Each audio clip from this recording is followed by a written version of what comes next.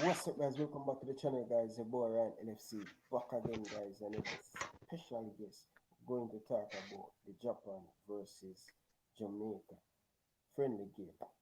Last time Jamaica played Japan in a competitive game is the 98 World Cup where Theodore Whitmore get the better of them. Can Theodore Whitmore get the better of this Japan team? But I have a special guest, the founder for us Jamaican blogger. When I'm talking about Jamaican blogger, football, when it comes to sports, Simon Preston is the first one. So he the one who will give us advice, make us can do it. So I just want to tell the phone and the teacher, big up yourself. Welcome to the channel, Simon Preston. How are you doing? Hey, what's going on, Ryan, man? Hope you're doing good, man, and that the family is good and staying safe and everything. I'm doing good. Looking forward to the game. As you said, lots of memories.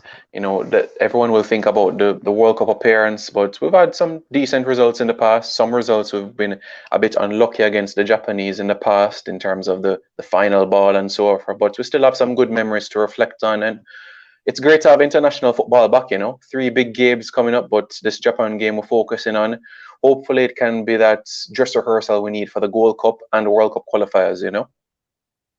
Most definitely. And viewers, make sure you smash the like button. If you're new around here, make sure you subscribe. Why not? You're watching the content, but subscribe. It's free. This is where you're going to motivate us to come back and do video with Simon Preston. But the last time Jamaica played Japan, I think back in 2000. No, before that, we played 4 games against Japan. We defeat them in the World Cup 98. And in 2000, Ricardo Fuller scored to equalize for us to give I us remember that. 1-1 draw. And Yeah, they 2002. defeat Yeah. us. Yeah, they defeat us 2 times. So 4 matchup with Jamaica and the Reggae Boyz. With the Japan and the Reggae Boyz. So how you think this game going to pan out? Do you think we have a chance? Yeah, as you said, some interesting results. 98, the 2-1 victory. In the year 2000, we lost 4-0 to them in the King Hassan Cup in Morocco. The 1-1 draw on election day in Jamaica, 2002. Ricardo Fuller, that late equalizer. I remember that game like it was yesterday, early in the morning, and him just shooting from an acute angle and beating Narazaki. And that 2014 match where Cardell Benbow made his debut for Jamaica in that 1-0 defeat. So we've had some moments to reflect on, but heading into this game, uh, answering the question, it's difficult in terms of expectations because this 22 players that have been called up, not many of them have been together for some time. Some of them getting back into the rhythm of things of playing football on a consistent basis. We're basically going to have 2 at a most 3 training sessions together. Is that capable of getting the results? Well, we've shown in the past, like when we went to Mexico at the Azteca, all we needed was 1 training session. We eked out a 0-0 draw there. And the chemistry and unity in the camp, it's good vibes.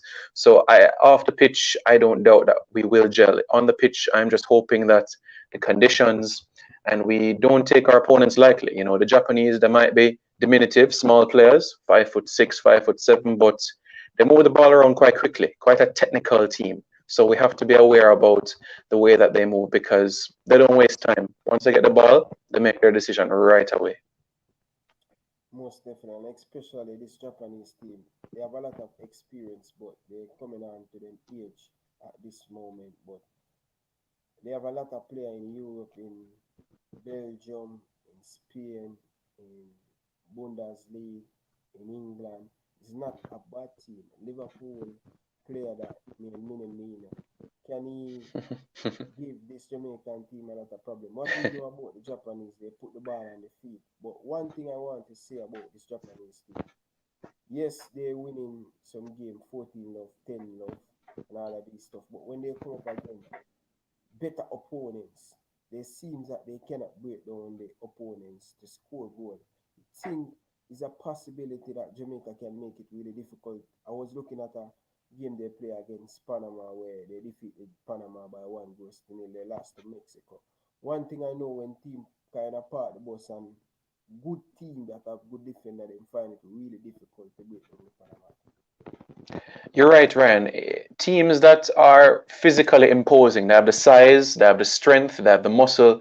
the Japanese have difficulty coming up against them. So that's why you don't see them utilize their set pieces in terms of corner kicks quite often. Sometimes they play a short corner and try to whip it to uh, on the top of the box, top of the 18, but you're rarely going to see them actually go for it in terms of the long balls, etc. So the Panama game, Panama is a team that is physical. A players 6 foot, 6'1", 6'2", and the Jamaicans, we have strong, physically imposing players as well, and players that can get the better of the Japanese in the air. Well, we should, by all means. So that's why I think it will be much more challenging than what the Japanese have had to play so far.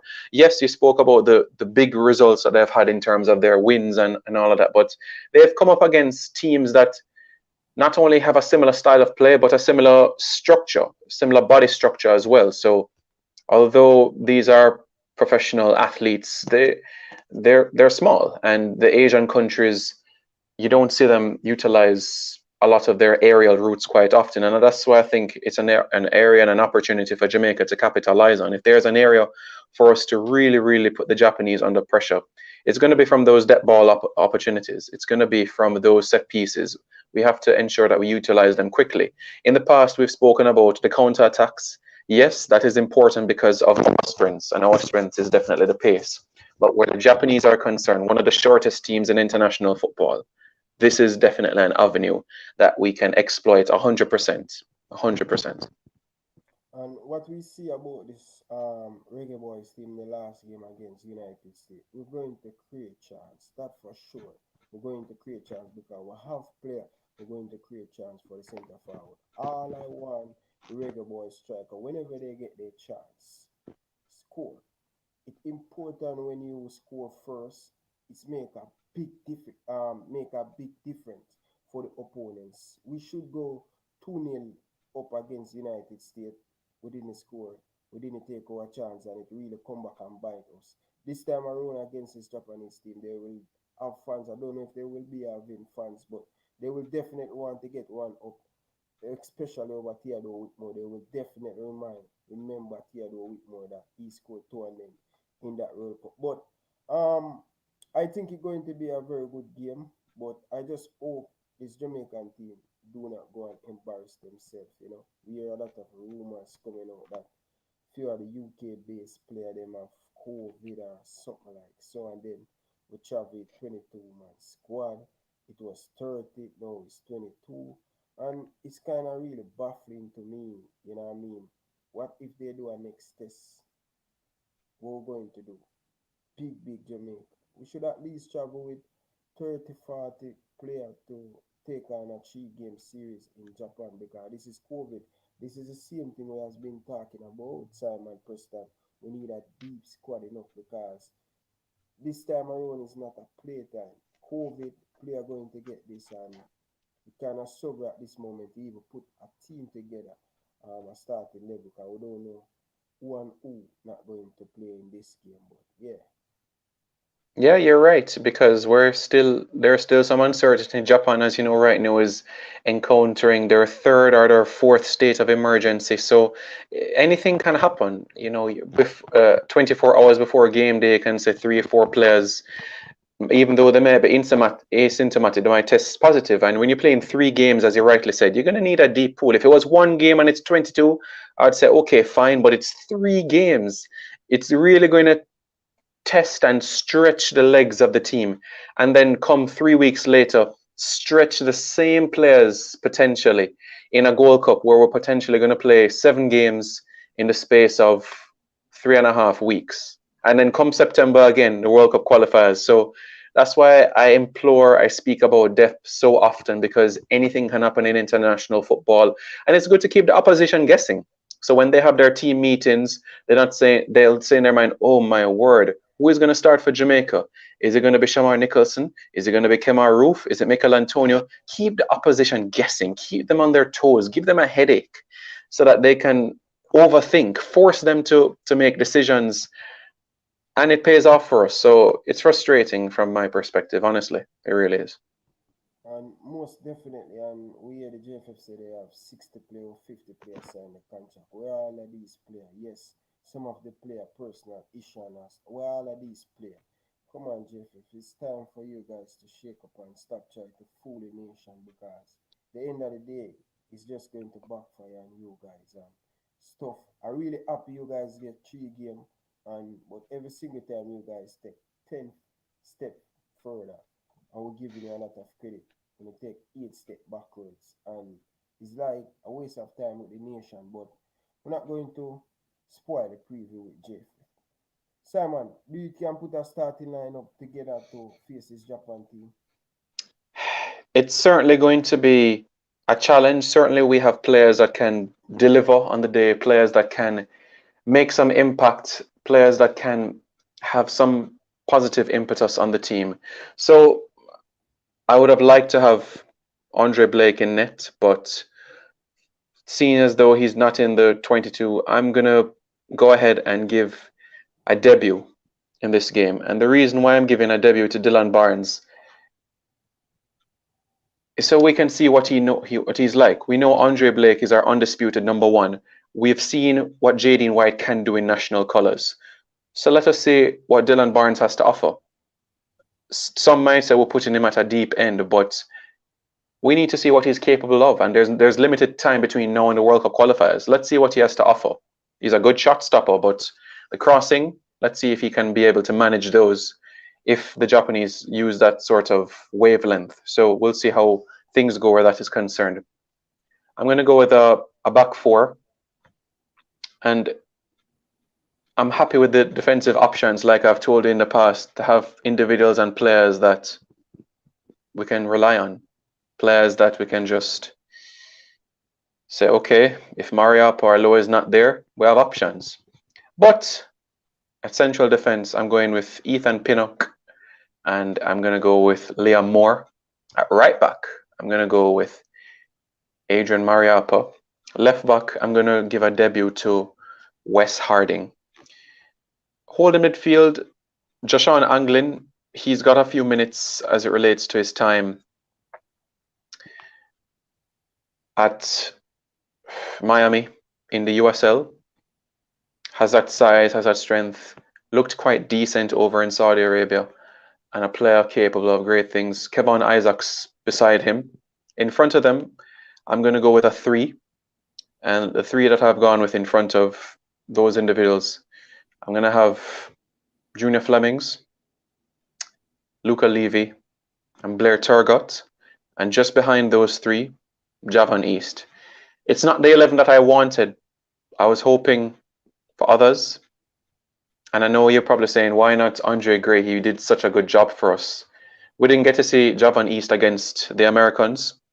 So I want to give Javon East one more chance and rest Andre Gray for the Serbian team, because Serbia is that physically imposing team, and we're going to need our strong men like Andre Gray to win back possession, to bully off people, to brush aside people. So that is why I've gone with this 11 in particular.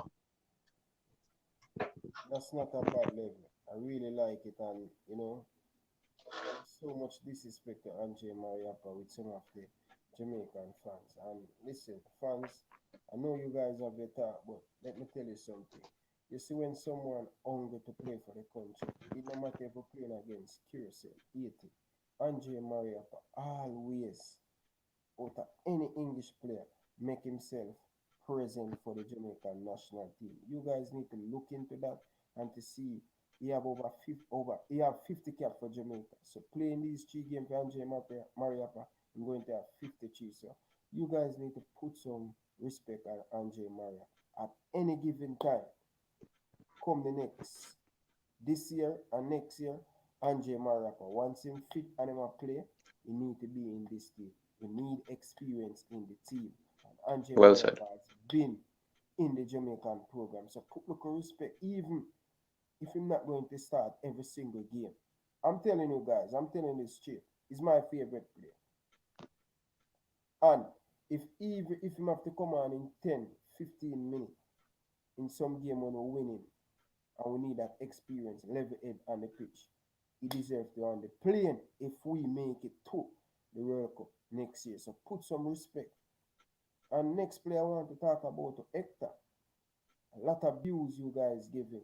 But listen, we know he's not the standard what we want, but he's a good player, and we need to give player respect when they want to play for the country. When nobody turn us down, these guys always make themselves available. So put the respect and stop behave so on the player them. But viewers, let me know your thought down in the comment section. What do you guys think? How you think the game going to pan out and stuff? We really want to hear your feedback. Make sure you drop a like, share, comment. Simon, what do you have to say before we leave? Score prediction. I'm going to go with Japan 1, Jamaica 1. I think we have all the tools in terms of a defensive aspect to nullify what the Japanese have to offer. My concern is when we regain possession, if we utilize the ball wisely. Sometimes I wonder if we rush when we regain possession. We don't have to be honest with you. Yes, you need to be quick when you're countering, but we're coming up against an opposition that won't be as physical as the Americans. So even if they try to close us down, even if they try to narrow the space, we can brush them aside. We can get past them. That is the least of our concern. So when we regain possession, if we can take our time and utilize the options around us, a draw is not out of the realm of possibility. Most definitely. Reggae Boyz, give you a score prediction and give you a starting lineup. What do you guys think here the week when we do? Until next time from the JOIN RYAN LFC, I want to say peace out. Thank you very much for your support. I appreciate it, guys. No love. If you want to watch more Reggae Boyz contents, this is the playlist. I have an exclusive interview with Junior Flemings. Why not click on it and check it out? I have some very good interview with Andre Blake. Check them out. Reggae Boyz contents. And if you are a Liverpool supporter, it will be there. Just click on it. Thank you, Simon, to teach me how to do that. Appreciate it, brother. No problem. No problem.